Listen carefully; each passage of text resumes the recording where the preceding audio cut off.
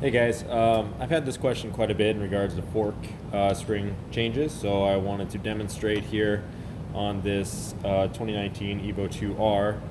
This will be the same on the GP2, the Evo2 R with this style fork, and then also the RC8C and other WP fork cartridge kits. So I'm hoping this video works out here. It's just a quick setup, so I apologize about any focus issues. Now, the tools you'll need is a 14mm socket for this top nut. That is your preload adjuster nut, the red one.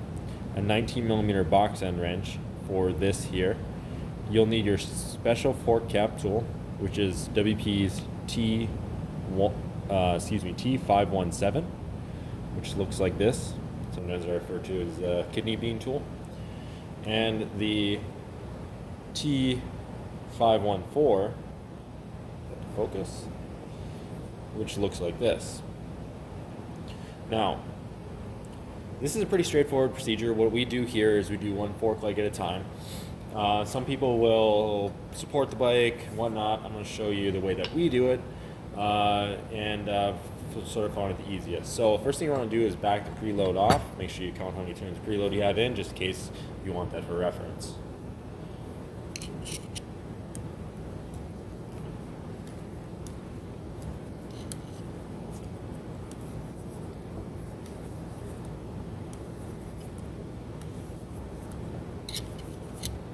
So we had approximately 9.5 turns, give or take, in that front end. Now, once you have the preload backed out of it, you're going to take your 19mm wrench, place it onto the black nut here, and your 14mm back onto the center red hex. Now, you're going to want to break those loose. So those now are just broken loose from each other. So I held the red nut, broke loose black nut. Now, at this point, you're going to want to take either a 22mm wrench or a 22mm socket with your fork cap tool. Set it on there. Go ahead and hold down on it. Break that loose. At this point, socket could be a little bit easier, obviously.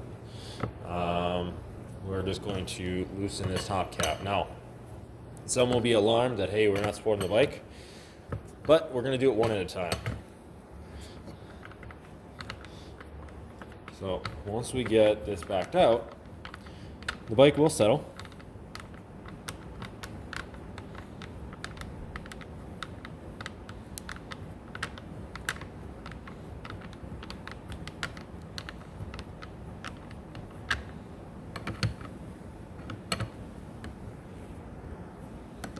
You'll feel it come to the end of its thread. See the bike's dropped there just a little bit. Now at this point, remove our top cap tool,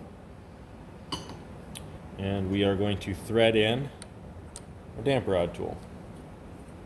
I'm going to adjust this camera angle slightly here for you. See if we can grab that a little bit better. Sorry. One-man crew in this one here, so not going to be the best. All right, so now that's threaded in. Go ahead. You can use any screwdriver, T-handle, whatever. Place it in there, pull up on it, make sure that black nut spins freely. Pull up on it while loosening the black nut. Again, this needs to be broken loose beforehand, at least it makes it a lot easier than trying to fumble with it once the cap's out. You'll see everything start to kind of drop down on you, and you'll feel kind of a spring preload in that damper rod as that black nut engages. It will just settle down like that. It is important to have that in there so you can get a hold of it. So here's our retainer nut. Let's set that aside. And then our top cap. Our top cap, since we backed all the preload out of it, we'll see our preload adjuster, the silver part in there, is backed all the way up. And the top cap should look like this. Now at this point, we simply lift the spring out. On the bottom of the spring, you may or may not see the spring seat come with it. There is a plastic spring seat that's seated down on top of the cartridge. So we'll install our spring.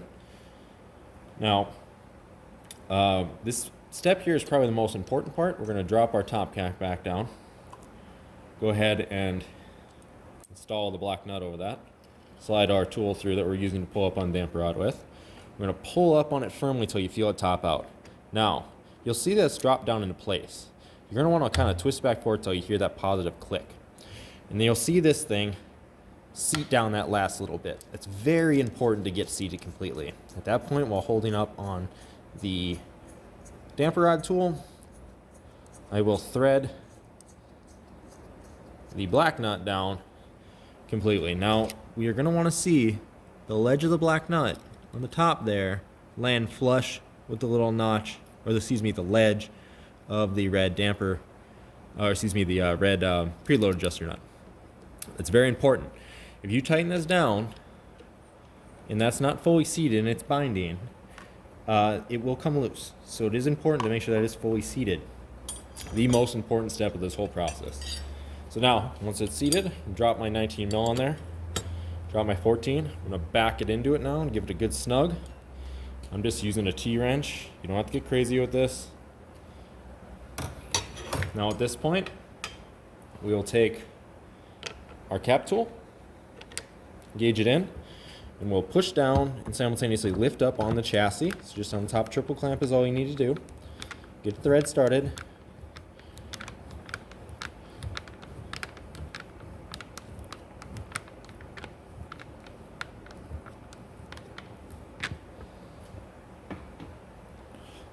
Go ahead and seat this down.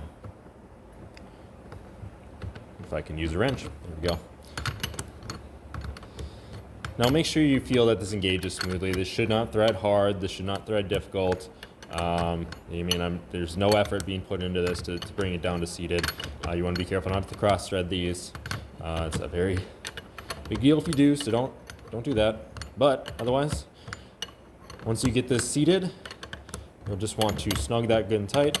I do not have torque recommendations in front of me, but there is torque recommendations, of course. If you're doing this quick on trackside, just get it good and snug. Make sure you push down on that cap tool when you snug it. There you go. Now, of course, you want to put your preload back into it. Like we said, this one here was just for demonstration. If you have any questions, feel free to let us know. Thanks.